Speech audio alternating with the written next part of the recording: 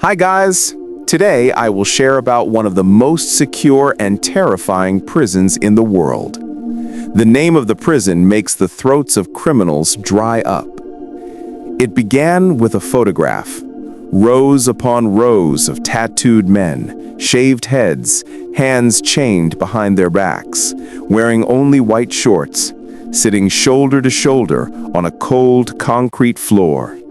The image looked almost unreal, like something out of a dystopian movie. But it wasn't fiction. It was El Salvador, 2023. And this was Cecot, the Center for Confinement of Terrorism, the world's highest security prison. To understand Cecot's creation, you have to go back decades to a time when El Salvador was drowning in violence. For years, the country was gripped by two of the most feared gangs in the world, MS-13, or Mara Salvatrucha, and Barrio 18. These gangs were born in the streets of Los Angeles in the 1980s and spread like wildfire across Central America after U.S. deportations in the 1990s. Once back in El Salvador, they transformed neighborhoods into war zones. Extortion, murder, kidnapping, all became a part of daily life. By 2015, El Salvador's murder rate was the highest in the world, with nearly 105 homicides per 100,000 people. That meant someone was killed every hour of every day. Even the police were terrified. Journalists couldn't enter gang-controlled areas without permission. Public buses were burned to ashes if drivers refused to pay protection money. It was hell on earth.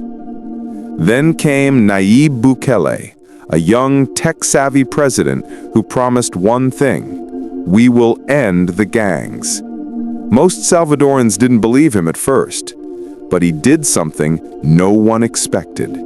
He launched an all-out war against organized crime, something no Central American leader had ever dared to do on this scale. In March 2022, after a weekend massacre that left 87 people dead in 72 hours, Bukele declared a state of exception, suspending certain civil rights and giving the military sweeping power. Police could arrest anyone suspected of gang ties without a warrant. Thousands were rounded up overnight. But where would he put them? The answer was something out of a futuristic nightmare or a security dream, depending on your perspective.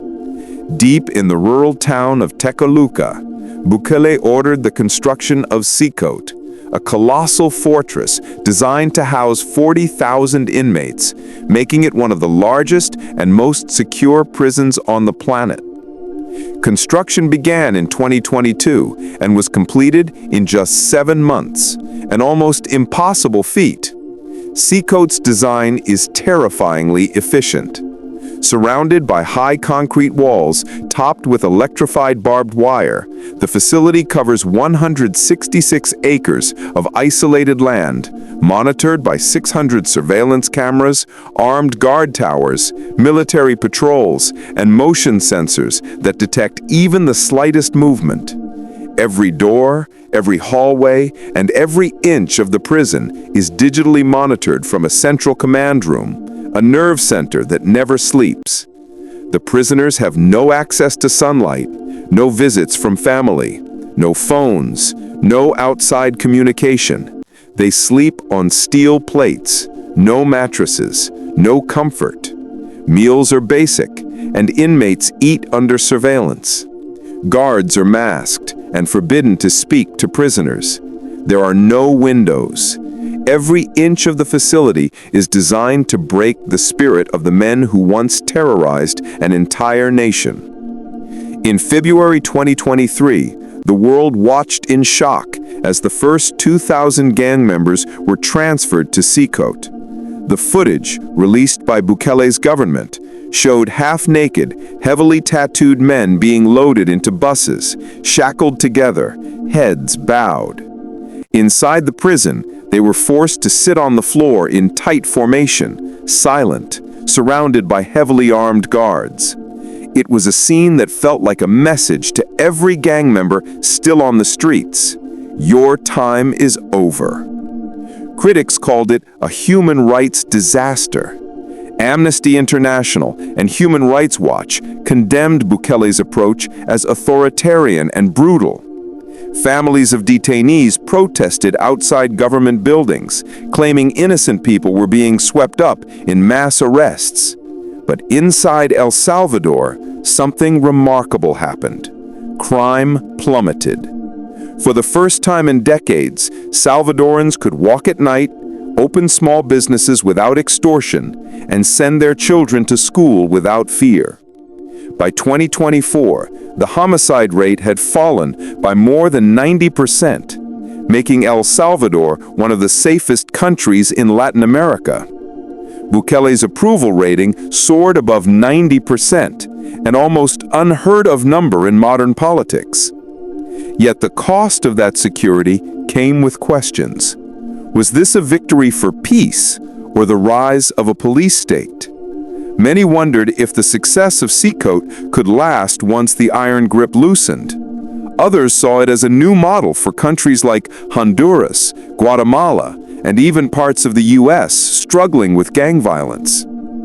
Inside Cecot, life is total control. The inmates spend 23 hours a day locked in their cells, with 1 hour for exercise under strict watch. Lights stay on 24/7. They have no access to news, no idea of what's happening outside. Even their tattoos, once symbols of power and identity, have become targets for humiliation. Many former gang leaders, once feared across continents, now spend their days in silence, staring at gray walls. Some guards describe Cecot as a living museum of terror. Every prisoner inside once commanded armies of killers. Together, they're responsible for tens of thousands of deaths. Now they are ghosts, forgotten by the world, swallowed by the walls of a fortress that was built to contain evil itself.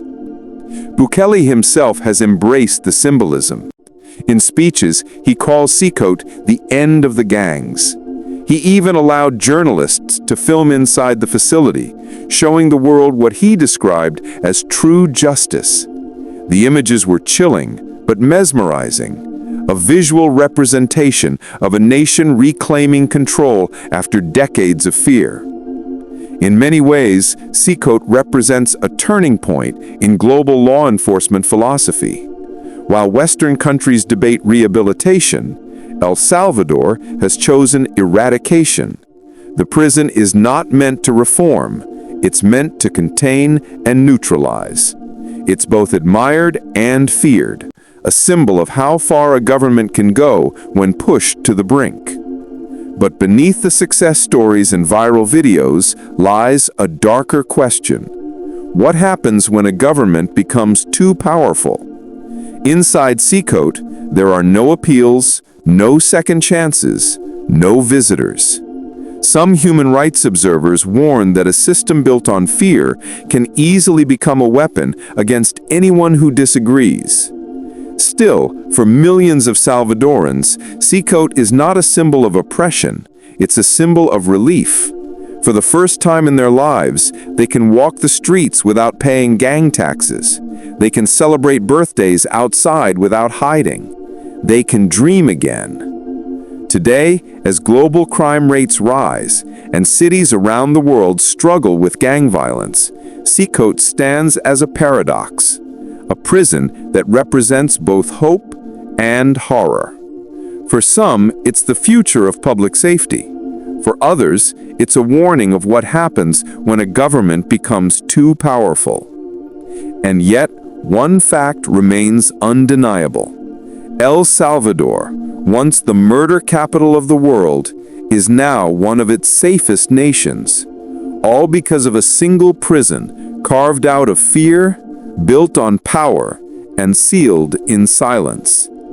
In the shadow of its cold gray walls, the world sees a haunting reflection of itself, a question that echoes beyond the barbed wire. How much freedom are we willing to give up for the promise of safety.